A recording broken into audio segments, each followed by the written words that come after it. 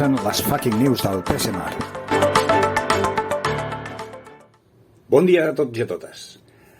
A partir d'ara us farem arribar aquestes fucking news de manera periòdica, mensualment, sempre i quan no hi hagin notícies urgents. Bé, ja han passat les eleccions, us agraïm a totes les que vau dipositar la vostra confiança en nosaltres, especialment aquelles que vau venir exclusivament per dipositar el vot dins de la urna. Hem mantingut els 6 delegats, malgrat hem perdut cert pes dins del comitè d'empresa.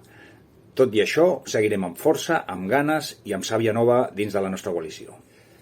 Haurem de reflexionar sobre per quin motiu hem perdut uns quants vots. Si ens voleu ajudar fent-nos arribar les vostres reflexions, us estarem molt agraïda. Durant aquests 4 anys volem sumar forces amb la resta de sindicats, sempre i quan siguin lleials als acords que es prenguin dins del comitè d'empresa, sempre i quan es facin assemblees regulars amb les treballadores per informar sobre tot allò que haurem de decidir entre tots i totes. Així doncs, seguim aquests 4 anys amb força i gana. Inspecció de Treball ha sancionat a l'empresa amb 7.500 euros per l'incompliment reiterat i gairebé planificat dels descansos de 12 hores. Sabem que aquesta és una mesura que potser no és gaire popular i que no us agrada a tots i a totes, però nosaltres no estem aquí per fer populisme, estem per denunciar allò que s'incompleix, per defensar drets conquerits fa molts anys i no hem d'oblidar que som una professió que tenim a persones malaltes i que necessitem descansar per atendre-les com es mereixen. El proper 12 d'abril tornarem a anar a Inspecció de Treball per 4 denúncies més. Ja anirem informant sobre com aquestes evolucionen.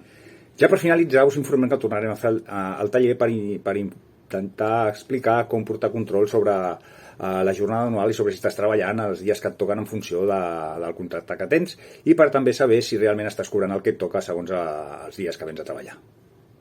Salutacions i fins les properes fucking news!